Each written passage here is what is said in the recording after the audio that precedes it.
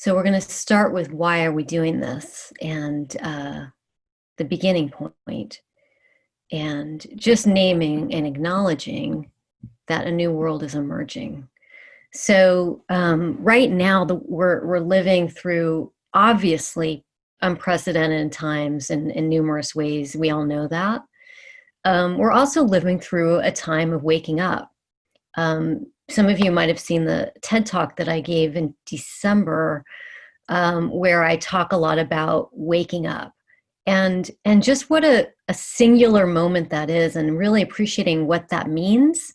And I think we all can relate to moments in our own lives personally when we have a waking up to, oh my God, whether it's you're in adolescence and you're like, whoa, like what kind of childhood did I have? There's moments throughout our lives, milestones when we have a waking up, when we start to realize, okay, things aren't quite what I thought they were. How do I process this? How do I kind of make sense of all of this? So we're in this moment of waking up. And again, this is the point of view from Project InsideOut and from the a lot of colleagues that I work closely with, is that we are now in a pivot point. And as a global community, we're navigating these crises together. And these are crises that require us to level up.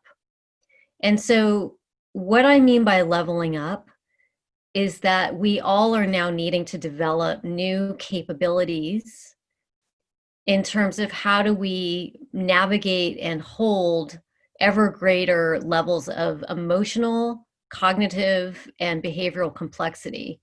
So this is a very explicit invitation for us all to enter into a mindset of real humility, that we are now needing to develop new skills, new capabilities, which this project and the Resource Hub is really all about.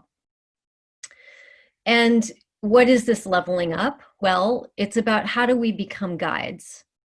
And the use of the terminology of guide is very intentional. Guiding here is a reference that I'm making to the body of work that's influenced a lot of my thinking that comes out of motivational interviewing, a body of work that was developed in the public health sector that is really premised on the basis and a lot of evidence-based research that when we are relating and engaging with people from an attitude of a guide, meaning that we have a lot of information and we have an urgent need to partner and to make change happen, then when we show up as a guide, it's actually far more effective than when we show up in some of the other ways that we tend to do when we feel the stakes are very high, which I'm going to talk about in a bit. So guiding is a new mindset. And, and again, we go into this in quite a lot of depth on the website, on the Project InsideOut Hub. What is this mindset? And it's really about recognizing that guiding is fundamentally about, doing a lot more listening, more attuning to those that we're working with and communicating with and with ourselves. It's looking at how we have a tendency to focus on being it's guiding is really about a model of partnership, and it's a whole sort of orientation that we can bring to this work. And fundamentally, guiding is about relationship, and we're really underscoring the primacy of relationship in the work that we do. Meaning that if you're involved with advocacy, activism, education, any of those fields, that we're wanting to draw attention more to the quality of the relationship that you have with your people. And we use the terminology, your people, meaning your stakeholders, your audiences, your members, your users, however you want to think about them, funders, bosses, students, if you're a teacher. It's really about looking at the quality of the relationship and less about all the information and the data and content that you have and that you're holding and that you want to be transmitting. And it's also focusing more on the quality of the relationship in terms of the action and the end goals that we're all going for. we really ground this work in this premise that our love for the world is a superpower. So it's very important for us to be very clear, and this is evident throughout our materials, that it's not about trying to get people to care more. It's not about trying to convince people. It's not about persuading. It's about unleashing and accessing our existing, already, always there love for the world, for life, for the planet that is there somewhere and that is often buried. And it's up to us to understand what is impeding and impairing that love, that concern, that capacity to care. It's up to us to help people navigate that as well as ourselves. So that's really a basic level set for this work, is that there is this love, it's a superpower. Our job is to really invoke that and bring that out. So we have a group of amazing advisors, and you're going to be meeting many of these people over the next couple of days.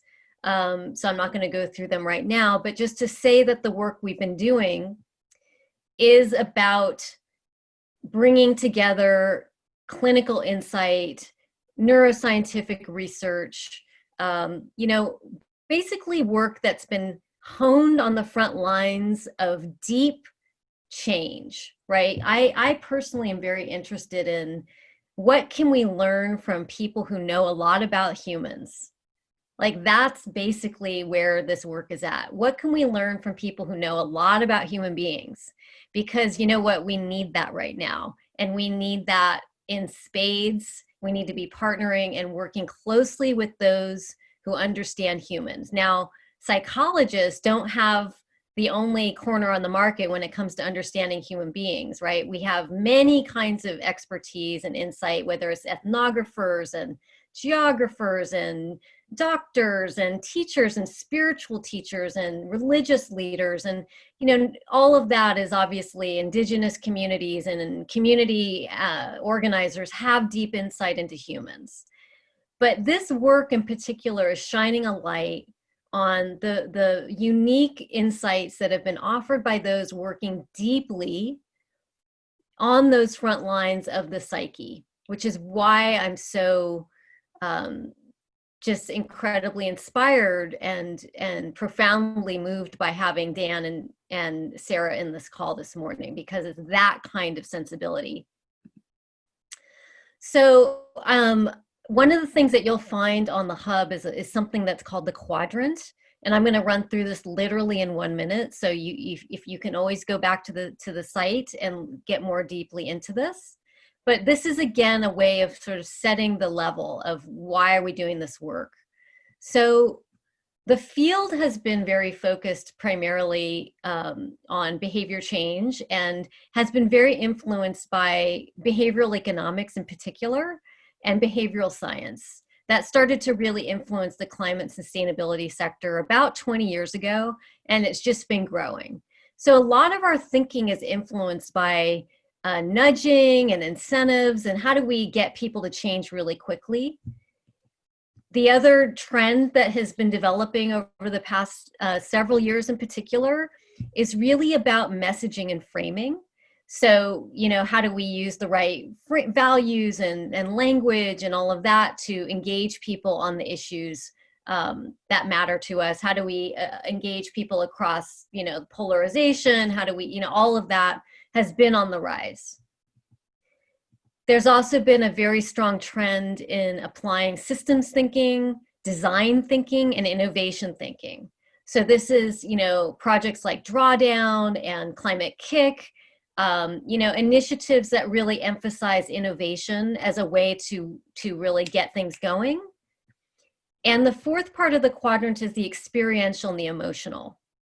And that is where largely Project InsideOut is based in, and has been the least sort of acknowledged. But the reality is that we need all of these working synergistically, and we need to be applying emotional intelligence to all of these domains. So if you've got an amazing messaging and storytelling campaign, you want to make sure that that is really infused with emotional intelligence.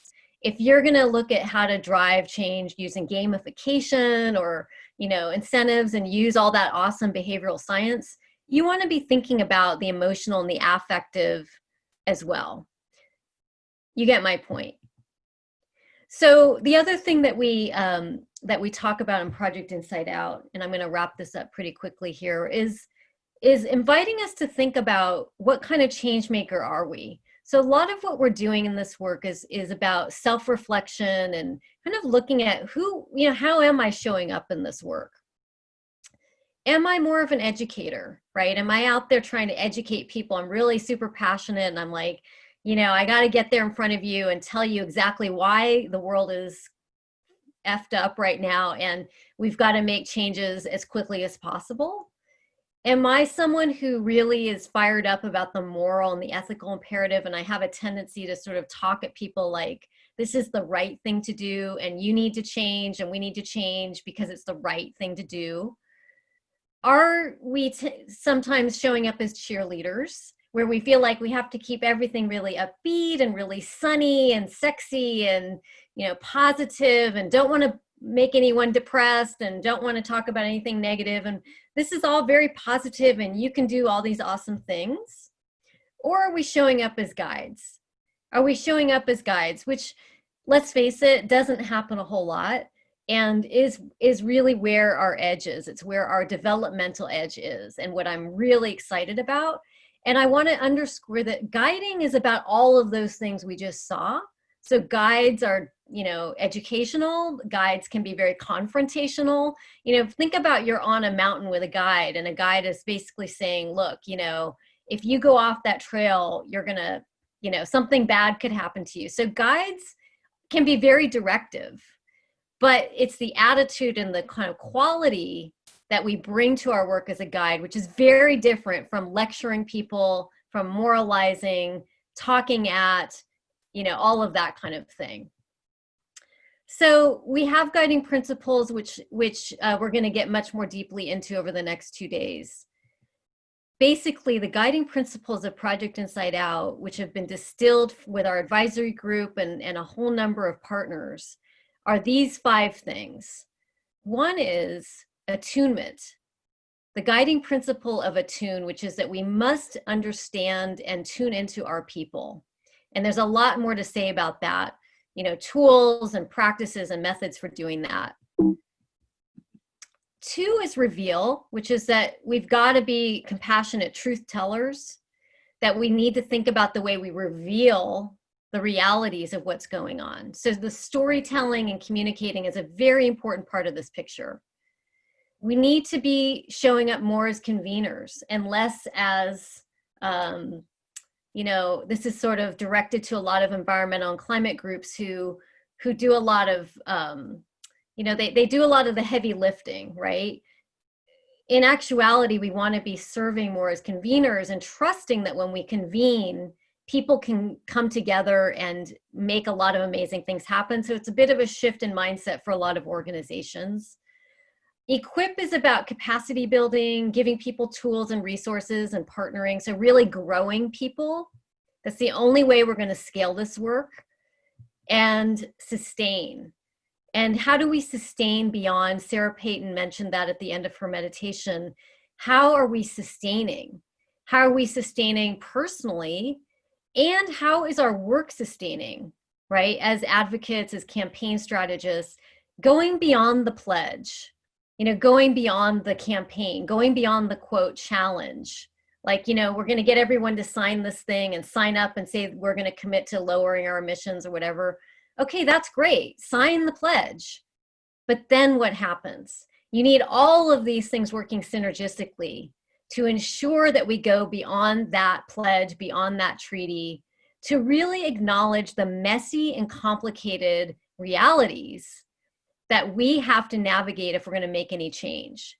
That there's a messiness to it. There's a kind of, I'm signing this, I'm on board, but then what?